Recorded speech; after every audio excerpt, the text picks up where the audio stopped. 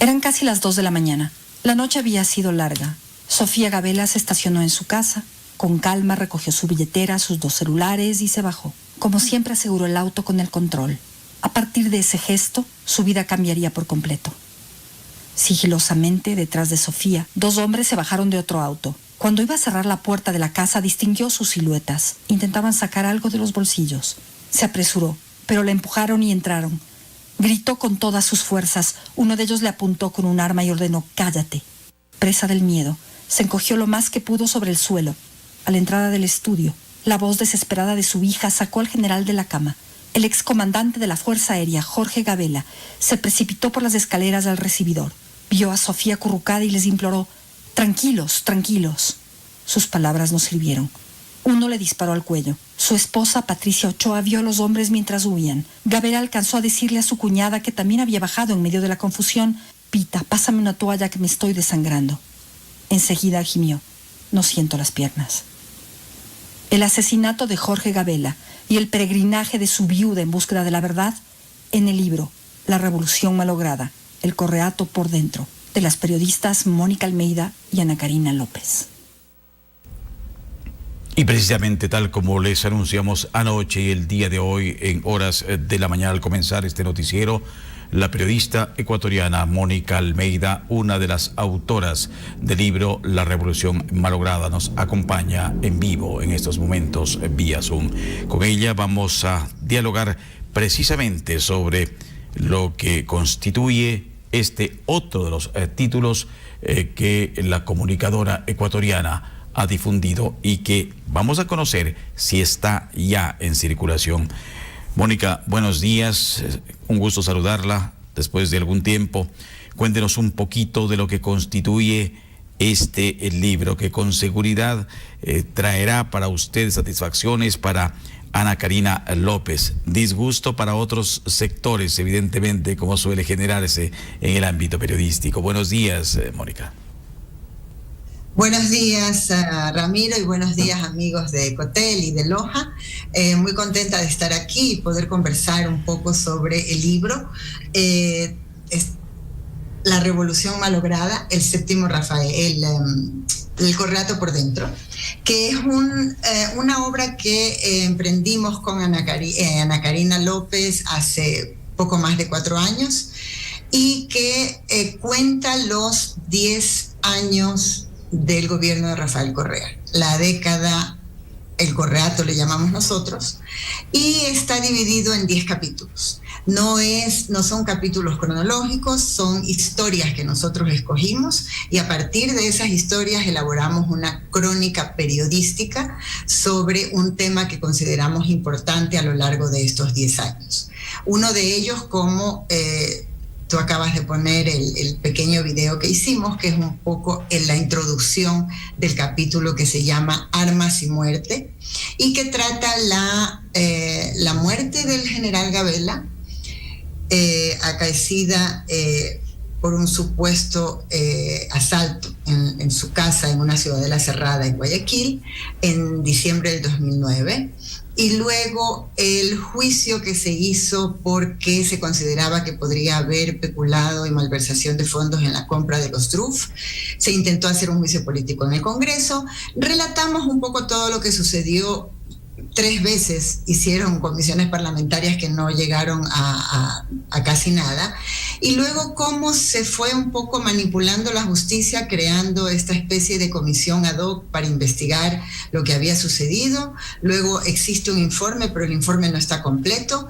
Y en efecto es la peregrinación de Patricia Ochoa tratando de saber qué es lo que pasó. ¿Por qué han destacado, Mónica, esta parte o una de las 10 historias, de las 10 crónicas de la muerte del general Gabela? Porque eso fundamentalmente en el video se exterioriza. Nosotros priorizamos esa historia. ¿Por qué? Porque la decisión de comprar los helicópteros se dio a raíz de Angostura, del ataque de Angostura, ¿la verdad? Y se compraron helicópteros que muchos entendidos dicen que lo que se debió haber comprado era aviones de interceptación y mejorar la cuestión de seguridad. Acordémonos de los radares chinos que nunca funcionaron. Entonces, a propósito de eso, hablamos sobre las caídas de estos helicópteros Druff, mientras también se accidentaban algunas avionetas de narcotraficantes, algunas con dinero, otras con droga, etcétera, pero que en realidad eran accidentes. Entonces, no se protegió el espacio aéreo ecuatoriano, se compraron aeronaves que resultaron malísimas, luego también hablamos de los famosos radares chinos, y finalmente tampoco se sabe quién mató al general Gabela, y en la década se gastaron más de 1.500 millones de dólares en compra de armamento. Entonces nosotros creemos que analizar este tema era importante dentro de la década del Correato. Y así hemos hecho con otros temas. O sea, otros temas son, por ejemplo, ¿qué sucedió el 30S? Nosotros hacemos una crónica muy extensa sobre qué sucedió ese día, cómo el presidente Correa vivió ese día, por qué se llegó a ese día, porque a veces la propaganda nos ha querido vender que todo estaba tranquilo hasta el 30 de septiembre de 2010, cuando en realidad la noche anterior el mismo presidente había amenazado a su bloque legislativo con llamar a una muerte cruzada. Además, contamos ahí un poco cómo fue la relación con la policía y qué es lo que pasó. Hasta ese entonces se habían decapitado varias cúpulas policiales. Y luego hacemos un post-30S que está llamado Mito y Calvario, porque es un poco cómo se construyó esta historia de golpe de Estado y cómo se persiguió a cientos de personas. Solamente en policías creo que había más de 600 enjuiciados, detenidos, procesados, algunos incluso acusados sin verdaderamente haber estado ahí.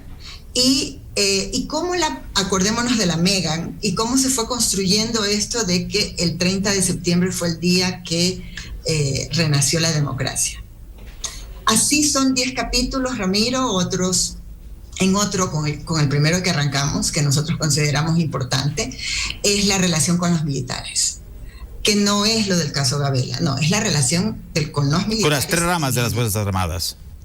Con las 3 ramas de las Fuerzas Armadas, exacto. ¿Qué pasó al inicio? ¿Cuáles fueron los cambios que hubo con la constituyente? ¿Qué pasó? ¿Por qué se les crearon la CENAIN y le quitaron el control de la inteligencia a los militares? Porque ellos eran los que tenían el control de la inteligencia.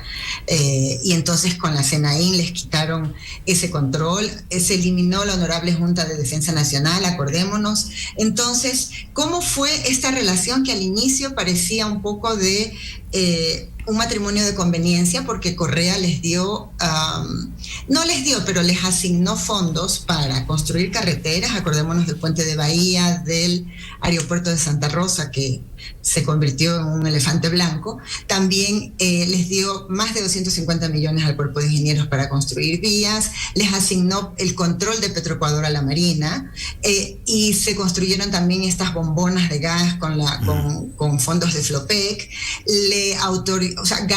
El Estado garantizó un préstamo como de 60 millones de dólares para TAME, para compra de aviones de TAME. Entonces fue al principio una relación así como un matrimonio de conveniencia, y poco a poco ese matrimonio se fue agriando hasta que llegamos al final del Correato a partir del 2015, cuando el gobierno quiere hacer las reformas de pensiones y quiere apoderarse del ISFA y del ISFOL, que los militares comienzan un poco a desdibujar, a poner ciertos puntos sobre las CIES. Y nosotros contamos un episodio en ese capítulo, que es que gracias a la intervención del comandante del ejército, en ese entonces el general Luis Castro, es que se llamó a una segunda vuelta en febrero del 2017. Porque la intención del Correato era que Lenín Moreno sea declarado vencedor en una sola vuelta. Hoy, después de este libro, y a propósito, esa circulación no está en Loja, de lo que hemos indagado en librerías. ¿Está ya circulando el libro? ¿Cuándo estará? Sí, debe llegar. Está en librería española, está en DIN Ediciones. Nos dijeron que Sodilibro de Cuenca creo que también la tiene. O sea, las librerías tienen que... Nosotros no publicamos el libro, a diferencia del Séptimo Rafael, el primer libro que hicimos con Ana Karina en el 2017. Esa era una edición de autor. Esta es editada por Editorial Planeta. Y son ellos los que se encargan de la distribución del libro. Esas son cosas que ya nosotros no controlamos, pero se puede pedir en DIN Ediciones, se lo puede comprar en ebook a través de planetadelibros.com y está en algunas librerías. Yo todavía no sé si hay una distribución completamente nacional. No sé si existe al español en Loja. Hace tiempos que no voy a Loja. Si no existe, vamos a coordinar vía interno cómo ese libro puede estar acá, Mónica. Sí, ¿Cómo ves las cosas ahora? Tú tienes una experiencia vasta en temas de cobertura política en diarios nacionales. Hoy el Correato tiene la Asamblea Nacional, el Consejo de Participación y va por otras entidades. Y va por el Ejecutivo también en el juicio político. ¿Qué piensas de aquello? ¿Cómo ves la visión? Hoy se supone, se presume que la muerte cruzada se daría a partir de las 10 de la mañana. Nosotros creemos que no, pero los líderes nacionales en el ámbito de la comunicación así lo mencionan. Sí, yo creo que la situación es complicada. A mí me parece inaudito que el PCC esté tan aliado con el gobierno, con el correísmo, con la Revolución Ciudadana. Nosotros algo decimos en el libro que tuvieron una relación un poco de convivencia, ¿no verdad? Pero, y porque Nebot nunca fue perseguido por Correa, a diferencia de otros líderes políticos. Pero me parece que estas fuerzas políticas, el PSC y la Revolución Ciudadana, no están pensando en el bienestar del país. Yo creo que si hay que juzgar al presidente Lasso, si consideran que hay indicios de peculado o ese tipo de cosas, debería de seguir el camino normal de la justicia. Pero esto de que primero lo acuso de una cosa, después lo acuso de otra cosa, mandamos un pedido a la Corte Constitucional, me responden algo, incumplo esos plazos. Es todo un atropellamiento de las normas que supuestamente se fijaron en la Constitución de Montecristi y que supuestamente eran y nos iban a permitir hacer un nuevo país. Entonces yo creo que es una pena lo que está sucediendo. Ahora, tampoco creo que uno se puede... No, esto no es de que quién es bueno y quién es malo. Pero obviamente el presidente Lasso también creo que este tipo de que al principio quería negociar, después no quiso negociar con ellos, después finalmente muchos de los correístas que estaban presos o que exfuncionarios del Correato o han escapado del país, digamos, yo creo que esto también tiende a pensar que de alguna manera hay como gato encerrado en estas relaciones entre los partidos políticos y se olvidan posiblemente lo que está pensando los ecuatorianos de la calle. Ahora, es verdad que la Revolución Ciudadana se ha fortalecido con las elecciones seccionales en el sentido de que han ganado plazas importantes en Quito y Guayaquil y veamos qué pasa si es que ellos quieren muerte cruzada. O sea, creo que el mismo expresidente estaba llamando también a que debería haber muerte cruzada. Entonces yo creo que él posiblemente le esté apostando a que podría darse el tiempo para cambiar la sentencia que tiene por el caso Sobornos y regresar y posiblemente ser candidato o algo así. Entonces yo creo que él también todos están jugando su propio partido, sus tiempos, sus intereses, y creo que a nadie le importa verdaderamente el país. La gente está un poco cansada de esto, la ola de inseguridad es fuerte. A mí me ha impresionado que el fin de semana, tuvimos un fin de semana tranquilo, parece que todo el mundo se dedicó al Día de la Madre y a la elección de la Asamblea, y apenas se acabó eso, comenzaron los ataques, los robos, el ataque al alcalde de Durán. O sea, es algo que uno dice, bueno, ¿Qué es lo que está pasando? Yo creo que falta todavía cómo escarbar más cuáles son estos pactos políticos que están detrás de este juicio político. Ahora, si el presidente va a llamar a una muerte cruzada, creo que ya es una decisión final de él, ¿no? Creo que él tiene que sopesar mucho, saber si va a gobernar 6 meses, más o menos 6 meses, posiblemente un poco más, un poco hasta menos, 9, hasta llamar elecciones, que se declaren resultados, etcétera, y qué es lo que realmente va a hacer durante esos 6 meses en los que él va a tener un control a partir de decretos y va a poder gobernar, va a poder, digamos, dictar ciertas medidas. ¿Qué es lo que va a hacer? No sabemos. Yo creo que si es que él llamaría a una muerte cruzada, sería bueno saber exactamente cuál es el plan durante ese tiempo hasta que se realicen nuevas elecciones. Y luego, claro, el otro escenario es que sea destituido y que esté sea presidente el doctor Borrero, y creo también que posiblemente el Congreso lo vaya a querer, la Asamblea lo vaya a querer destituir también. Entonces yo creo que son escenarios frágiles que cambian constantemente, porque esto parece una venta de votos. ¿Quién sabe qué es lo que sucede en los corredores? Entonces, pero me parece un poco decepcionante. Yo creo que nuevamente los ecuatorianos no podemos, la clase política no puede sentarse a dialogar y llegar a un consenso mínimo como país. O sea, solamente acordémonos que recién hace pocos meses salimos de una pandemia. No, una pandemia en la que estuvimos encerrados. Hubo crisis económica, mucha gente murió, mucha gente perdió el empleo, todo cambió con estos nuevas cosas que tenemos que enfrentarnos ahora, tuvimos que enfrentarnos por la pandemia. Entonces, al menos poder sentarse la clase política y decir, bueno, saquemos al país adelante de una cierta manera, generemos empleo. Después, sí, la gente que escoja qué es lo que quiere, cómo quiere, qué ideología prefiere, o si quiere una cosa, un color rojo, un color azul o lo que sea políticamente, no importa, pero al menos que haya un consenso básico entre los políticos. Y lamentablemente la clase política nos está diciendo, no podemos, y entonces tenemos que quitar a uno para ponernos nosotros. Mónica, finalmente, ¿qué reacciones han existido desde Lovaina y desde Bélgica en torno al séptimo Rafael y la revolución malograda? No solamente del prófugo, sino de sus trolls.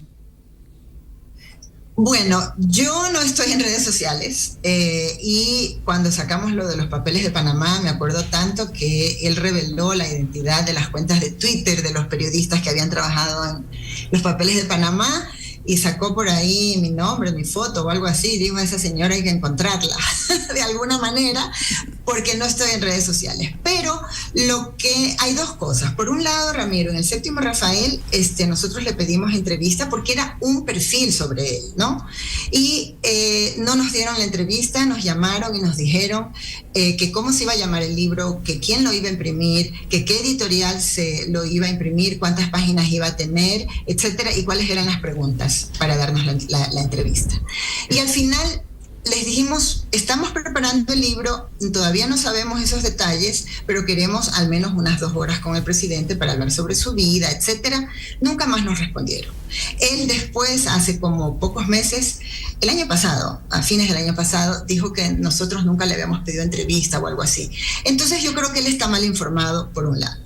Y luego, para este libro, nosotros no le pedimos entrevista porque cada vez que contamos algo, vamos a su declaración en caliente, sea en la sabatina o sea en las ruedas de prensa que daba los martes, sus discursos, etcétera. Es un presidente mediático que dio muchos discursos, habló 4 horas todos los sábados, tenía sus sabatinas, los martes hablaba en Guayaquil, daba las cadenas. Entonces, lo que hemos hecho siempre, él está citado a lo largo del libro con muchos de sus discursos y de sus reacciones a los momentos sobre los cuales nosotros estamos escribiendo. Ahora último ha puesto un tuit diciendo que está lleno de mentiras el libro. Sin embargo, no enumera ¿qué ni mentiras? siquiera una. No, ni siquiera enumera una. Entonces, No sabemos si habrá más ataques o habrá más, si nos van a perseguir troles o algo por el estilo.